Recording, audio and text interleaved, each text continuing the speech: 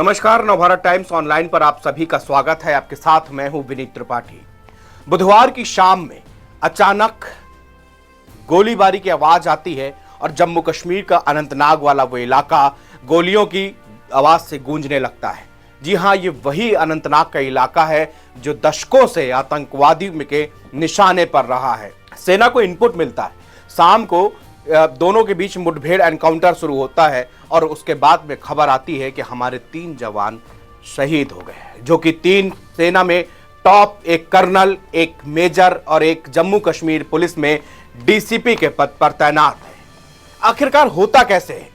लगता ऐसा है, जो कि अभी तक जो जानकारी सामने आ रही है उसके मुताबिक कि जरूर जो सेना की मूवमेंट थी उसकी खबर इन आतंकियों को लग गई थी और इसी के कारण वो लोग गोरिल्ला वार का सहारा लेके, मतलब कि सामने से ना आके पीठ पीछे पहाड़ों पे, पेड़ पौधों के बीच में, चट्टानों की दरारों में छिप के उन लोगों ने सेना पर हमला किया और हमारे 3 जवान शहीद हो गए। उसमें से एक है कर्नल मनप्रीत सिंह, जिनकी 41 वर्ष की आयु में शहीद हो गए, वो भी कल इसी सेना के ऑपरेशन में। लेकिन आपको पता है, कर्नल मनप्रीत ये वो नाम है जो बहादुरी और शौर्य के लिए जाना जाता है।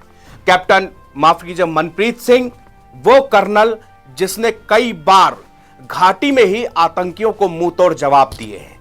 आपको पता है, साल 2016 में बुरहान वानी, जो कि कश्मीर में पोस्टर बॉय बन चुका था, हर जगह उसकी तस्वीरें दिखती थी, उसके वो स्लोगन दिखते थे जो भारत के खिलाफ लगाता था।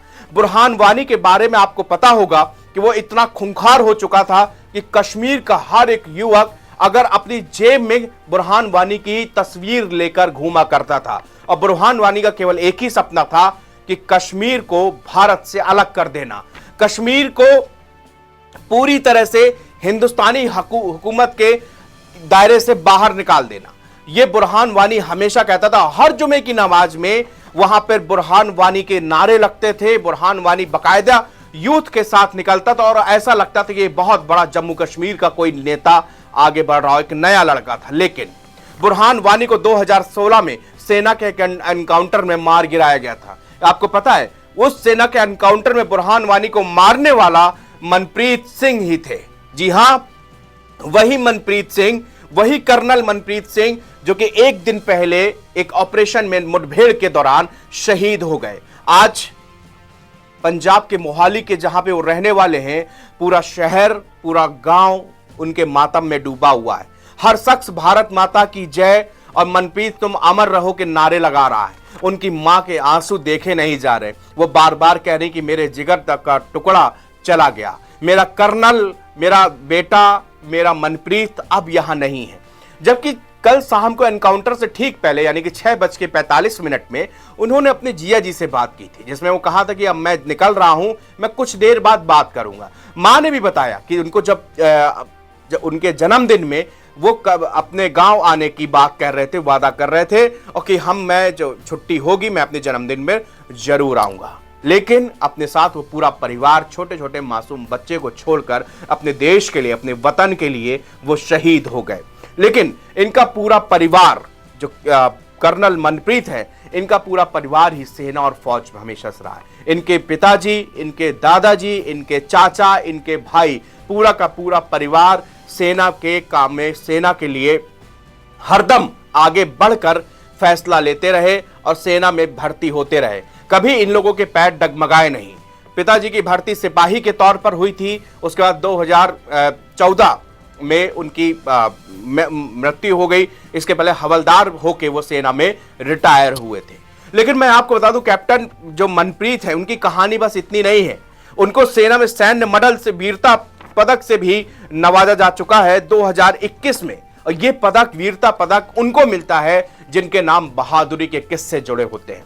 ये पदक उनको दिया जाता है जिसने घाटी या कहीं भी ऐसे ऑपरेशन नामुमकिन को मुमकिन बना दिया हो।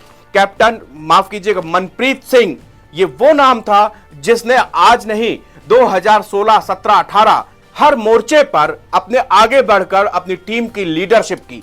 जब भी कभी ऐसा मुकाम आता था, मौका पड़ता था, तो मनप्रीत सबसे आगे बढ़ के और जिम्मेदारी उठाते थे और अपने सैन्य अधिकारियों से कहते थे कि यह जिम्मेदारी आप मुझको दे दीजिए। वो हमेशा फ्रंट पे रहकर लीड करना जानते थे और इसीलिए वो इस एक दिन पहले वाले ऑपरेशन में भी मनप्रीत फ्रंट में जाके ही वो पूरी लीड कर रहे थे। और उसी दौरान उनको पता भी चल गया था कि हमारे चारों तरफ आतंकवादी हैं और हम घिर चुके हैं, लेकिन दुश्मन को पीठ दिखाना ये हिंदुस्तानी फौजियों की कहां आदत है, ना उनके ये खून में है।